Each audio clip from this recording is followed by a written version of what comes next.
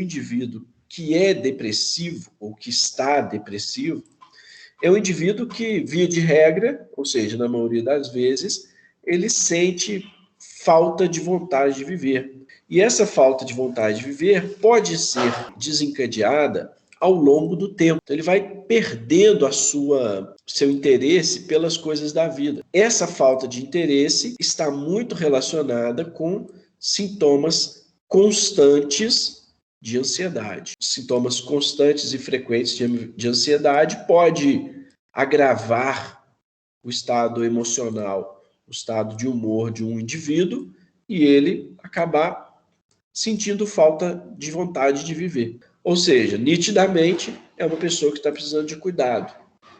É uma pessoa que não tem a sua saúde mental íntegra, se é que alguém tem. É uma pessoa cujo eu está abalado, transtorno do self. E a saúde mental pode ser entendida como a capacidade, vou colocar aqui, capacidade de trabalhar, capacidade de realizar trabalho. Realizar trabalho é justamente aquela capacidade de modificar o meio em que a gente vive. Tendo consciência disso, interferindo sobre o meio, nem que seja o meio dos outros ou o seu próprio meio. Mas você tem que ter noção de que está vivendo. Isso é viver, é você mudar o seu meio. E, além disso, a saúde mental é também abordada sobre a sua capacidade de amar. Então, capacidade de modificar o meio, de trabalhar e de amar. Em alguns momentos da vida, o que a gente entende por amar é apenas o eros, amor de posse. Você pertence a mim, isso pertence a mim. Mas a gente tem também outros tipos de amores que são, por exemplo, aqueles relacionados à filia. É o amor fraterno, é isso aí, irmão, tamo junto, brother. Amor filia, amizade. E tem também um outro ponto de vista de amor, que é a doação. Você viver pelo outro e para o outro, né, em algum momento, em algum sentido da sua vida. É o amor, por exemplo, que é pregado na cristandade, né? Você vier, não apenas, né? Mas budismo também, enfim. É um amor diferente, do tipo ágape. Então, essa capacidade de mudar o meio, que a gente chama isso de trabalhar, seja para si ou para o outro, e de amar, é uma maneira de entender o que a gente chama de saúde mental. E quando há uma alteração brusca nessas capacidades, o indivíduo vai desenvolver ou vai desenvolvendo um transtorno de humor. Pode levar a um transtorno de humor. Essas emoções que a gente está falando aqui, elas são inerentes ao ser humano. Por quê? Porque o ser humano, até que se prove o contrário, é o único que tem consciência da sua finitude. Ou seja, ele sabe que vai morrer. Isso gera uma angústia natural. É muito ruim quando a gente pensa que vai morrer. E a maneira como a gente lidar com isso pode ser pior do que o próprio ato de pensar. Então, o Lacan, ele estudava muito essa angústia, essa falta de alguma coisa. No caso, quando essa angústia, essa emoção, ela é interpretada de uma maneira ruim, pode gerar uma ansiedade patológica e a manutenção dessa ansiedade patológica pode gerar uma depressão. Os estudos com animais, com neuroimagem e com genética têm relacionado a depressão e a ansiedade com o estresse. Um dos fatores é, na verdade, uma indução recíproca, que é aquele termo que a gente já conhece aí, que eu já falo bastante com vocês, né? Que uma coisa estimula a outra e a outra estimula uma. A gente tem, então, um ciclo, um feedback positivo, vamos dizer assim, um ciclo retroalimentativo, onde situações de estresse podem causar ansiedade, a ansiedade pode causar depressão, a depressão pode gerar mais estresse, a ansiedade pode gerar mais estresse, que gera mais depressão e por aí vai. Então tem uma indução recíproca em vários sentidos aqui. Vou pegar isso aqui para a gente simbolizar essa indução recíproca entre ansiedade e depressão. Esses estudos têm demonstrado para a gente que o estresse causa muitas mudanças no nosso cérebro. Olha só que interessante. causa muitas mudanças no nosso cérebro. Algumas dessas mudanças são no hipotálamo. Outras dessas mudanças são aqui embaixo, ó, no hipocampo ou no córtex pré-frontal. Tá? Também tem mudanças, já eu vou comentar com vocês, aqui nessa parte do... Cadê? Ó, do corpo amidaloide. Também tem mudanças no córtex pré-frontal. Então, o estresse é uma situação que faz parte da nossa vida. Mas a maneira como a gente lidar com ele é que faz a diferença. Então, fisiologicamente, o estresse provoca, atuando no hipotálamo, a liberação do fator liberador de corticotropina, aquele eixo porta-hipofisário, faz com que as células basófilas secretem um ACTH, que é o hormônio adrenocorticotrófico, e aí cai na circulação, fazendo as células, os espongiócitos, secretarem cortisol. O cortisol, então, cai na circulação, então eles vão aumentar a glicemia, eles vão fazer uma série de outras coisas, situações fisiológicas, e dentre essas situações fisiológicas, eles vão também aumentar a quantidade de noradrenalina e adrenalina no sangue. Então, ou seja, eles vão promover uma ativação simpática, tanto via plasmática quanto via neuronal, uma vez que ele passa pela barreira encefálica, né, e atua também no cérebro. Esse cortisol, então, sendo liberado frequentemente, pode trazer muitas complicações no indivíduo. Ele pode também, dentre essas complicações, gerar problemas no cérebro. Então, por exemplo, ele pode causar morte de neurônios, ó, apoptose. Essa apoptose, então, aqui eu vou colocar aqui assim, cortisol, ativação simpática. Então, esse cortisol mantido e essa ativação simpática mantida podem, ao longo do tempo, causar morte de neurônios. Essa morte de neurônios pode acontecer, como eu falei com vocês, no hipocampo, no córtex pré-frontal, pode acontecer também, eu escrevi aqui, no corpo amidaloide. Simultaneamente, esse estresse mantido é interpretado pelos neurônios como um estímulo para a liberação desse neurotransmissor aqui, ó, o glutamato. O glutamato vai fazer efeito quando se liga em receptores. E o receptor de glutamato é chamado de NMDA, é o nome dele. Esse glutamato é um neurotransmissor ativador, ou seja, ele diminui o limiar de potencial de ação. Ele faz com que o neurônio despolarize mais facilmente. Só que essa ativação mantida do glutamato também, independentemente se foi causado por estresse ou não, tá? A gente está falando nesse contexto estressante, esse glutamato pode causar também a morte de neurônios, quando for mantida frequentemente. É um mecanismo chamado de excitotoxicidade. Aumenta muito o cálcio na célula, isso dispara a cascata apoptótica e o neurônio morre. A ativação do estresse também gera uma ativação simpática, conforme eu comentei com vocês, no próprio sistema nervoso. Então, a noradrenalina, se ligando em receptores alfa-2 e alfa-1 que tem lá, vão também induzir a morte de apoptose. O mesmo raciocínio vale para aquelas locais que têm neurônios que secretam serotonina e também para aqueles neurônios que secretam o fator neurotrófico de desenvolvimento cerebral, né, brain, aqui do cérebro, que vão ser importantes para neurogênese, para neuroplasticidade, para regeneração, para crescimento de axônios, para crescimento de dendritos, ok?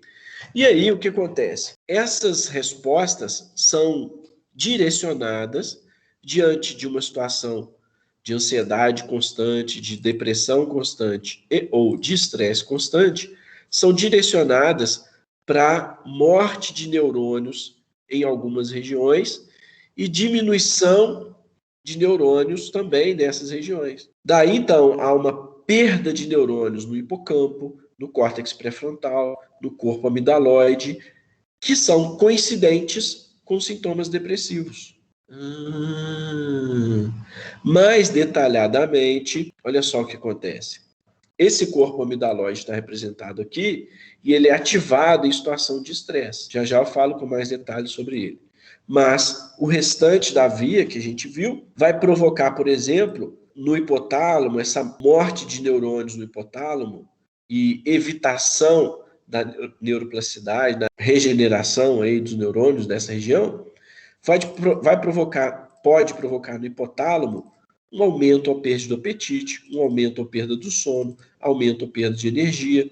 No córtex pré-frontal, vai afetar a tomada de decisões, vai afetar o desejo de viver, vai evitar a memória, tá bom? Então, são funções que caracterizam o próprio eu, caracterizam a própria pessoa.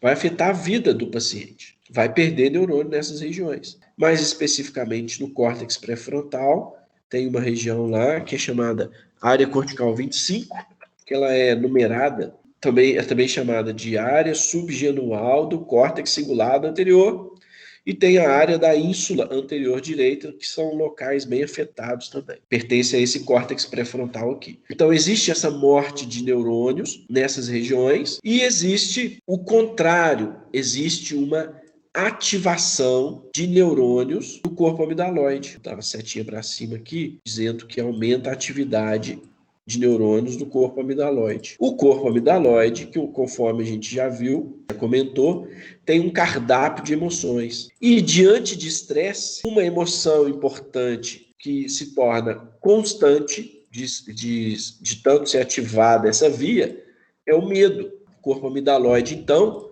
num indivíduo depressivo, ansioso, gera uma tendência a encarar qualquer situação de estresse como sendo uma ameaça, um medo. Tá vendo? Então há uma retroalimentação ali de modo a aumentar a atividade no corpo amidaloide, e esse aumento da atividade no corpo amidaloide diminui o número de células e, portanto, a atividade no hipocampo e no córtex pré-frontal. No caso aqui, eu vou destacar com vocês o medo. O corpo amidaloide é um cardápio de emoções. Então, por exemplo, vem o estímulo visual aqui. Aquele estímulo visual vai passar pelo olho, né, o nervo óptico, conduz ele aqui para o centro occipital. E aí esse impulso que chega aqui no centro occipital, né, da visão relacionada com a visão, espalha pelo cérebro todo. E aí ele vai, por exemplo, chegar até aqui no corpo amidaloide. Chegando no corpo amidaloide, num indivíduo deprimido, aquele estímulo visual tende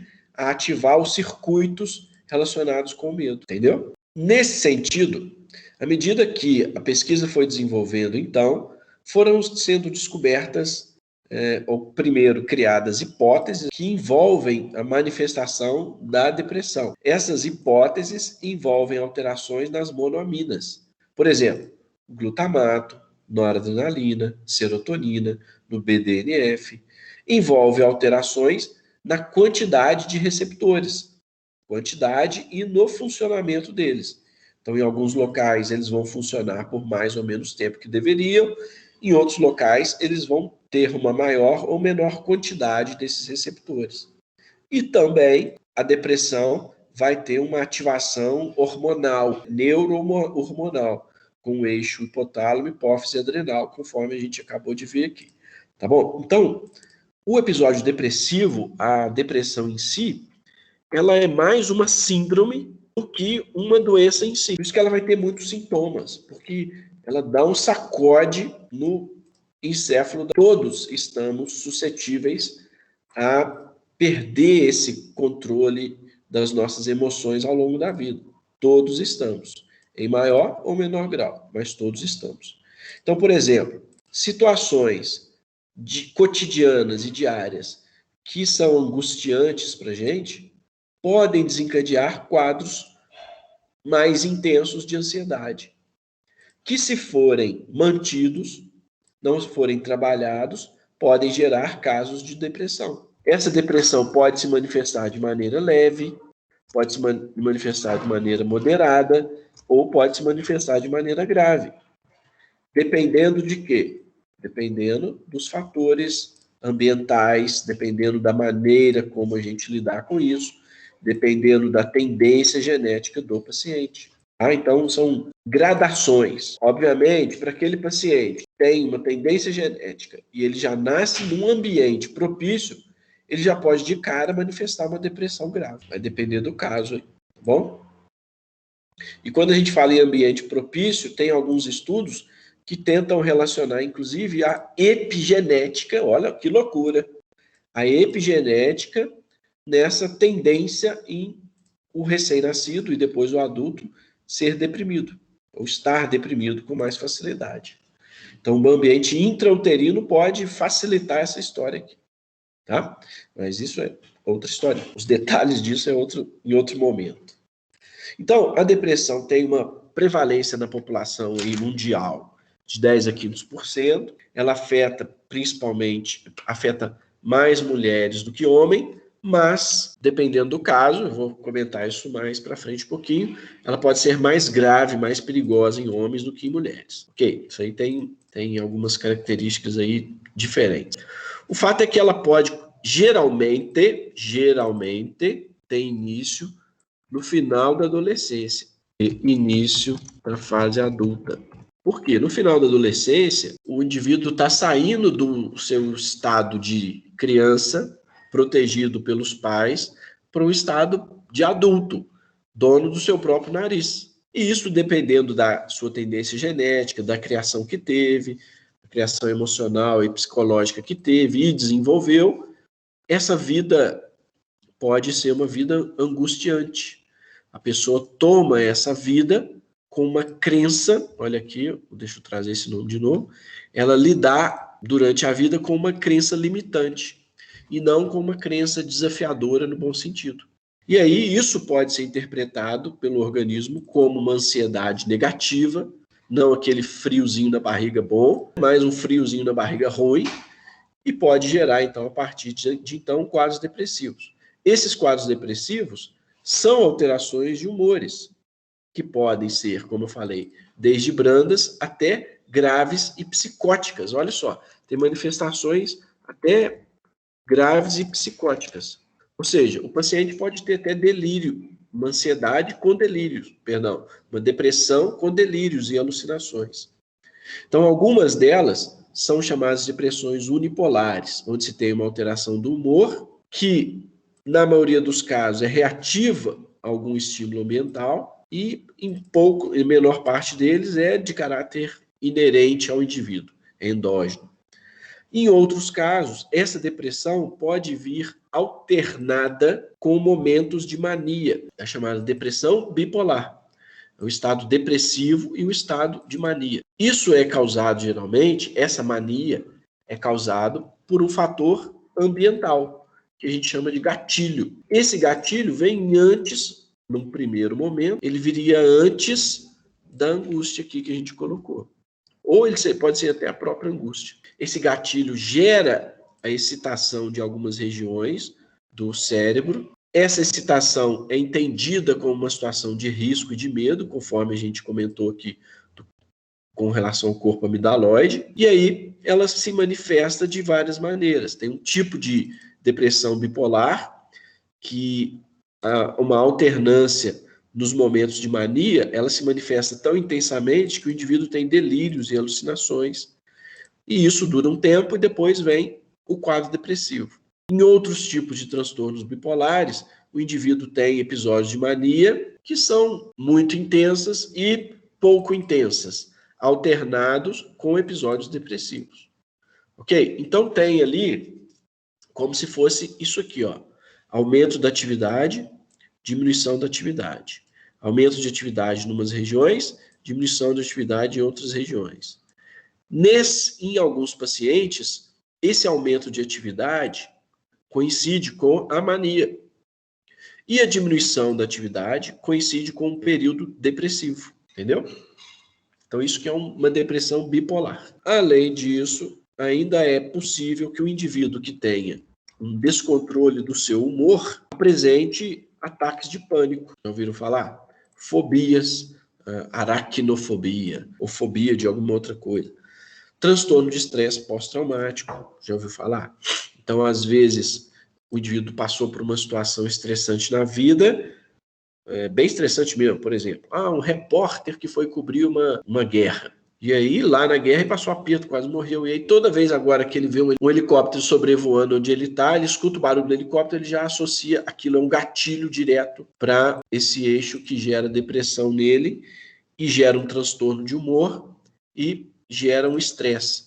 Ele vai ter uma ativação simpática muito intensa, vai ter taquicardia, sudorese, aqueles sintomas simpáticos todos que a gente já conhece. Então, também tem a ver com esse eixo hiperativado que faz parte da fisiopatologia da depressão. Sempre que a gente falar em depressão, ansiedade, estresse pós-traumático, etc., lembra, é uma síndrome. São vários fatores. Vou colocar aqui, ó, depressão unipolar, é um quadro depressivo por si. Depressão bipolar, que é quando tem as alternâncias entre episódios de mania e de depressão. E tem os transtornos de humor, que tem a ver com... Não é o quadro depressivo em si, mas pode estar associado a ele. Então, está tudo dentro de alteração de humor, tá vendo? O indivíduo deprimido, então, o paciente que está deprimido, então, tem alguns sintomas mais típicos. Então, ele tem o humor deprimido a maior parte do dia. Não é a pessoa que está triste e tô deprimida, tô triste. Não, é a maior parte do dia, quase todos os dias. Ou seja, é o comum dela, é o humor dela. Deprimida, entristecida, melancólica, a maior parte do dia, de todos os dias. Ela perde o interesse e o prazer para executar as suas atividades, para sentir coisas novas, para trabalhar, para amar, aquele papo todo. Então, isso é chamado de anedonia, é a perda do prazer para trabalhar e para amar, em todos os sentidos de trabalho e todos os sentidos de amor. Dependendo do caso, olha lá, como há uma diminuição do número de neurônios do hipotálamo, é um local onde se controla apetite, sono e a energia para fazer as coisas, aquilo no paciente pode se manifestar como uma perda de peso ou um ganho de peso, ou uma perda ou aumento do apetite. Tá vendo? Aquilo pode se manifestar em alguns indivíduos como insônia ou como hipersonia. É um desbalanço, como uma agitação ou como um retardo psicomotor. Fadiga ou perda de energia, tá vendo? Tudo isso tem relacionamento, está relacionado com o funcionamento do hipotálamo. Assim como sentimentos de autodesvalorização.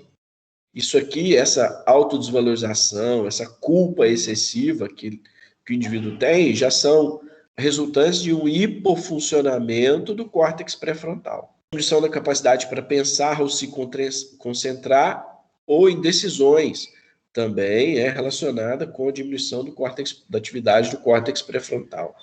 Como é que você sabe, professor? Aquela história da neuroimagem, tomografias, as ressonâncias, que foram feitos exames com pacientes estimulados para detectar qual a área que deve ser ativada, por exemplo, enquanto ele tem que tomar uma decisão. Pensamentos recorrentes de morte, ideação e tentativa de suicídio, que é perigosíssimo, da depressão. Apesar da depressão ser mais frequente em mulheres, quando se fala em tentativa de suicídio, os homens são mais eficientes nisso. Então, os métodos de autoextermínio são mais efetivos quando os homens tentam fazê-lo do que as mulheres. Então, é igualmente sério em ambos. E uma perda da esperança, o sentimento de desesperança, ou seja, se eu estou deprimido nesse contexto todo, o indivíduo pensa, eu estou fadado a ficar deprimido a vida inteira. É assim, é o meu destino, não sei o quê. É uma dor física também, além da dor emocional, uma dor física, que a pessoa acha que não tem saída mais na vida e por isso ela tende ao autoextermínio. Então, esses são os sintomas da depressão, tá bom? Em alguns pacientes, podem se manifestar de diferentes maneiras do que em outros pacientes.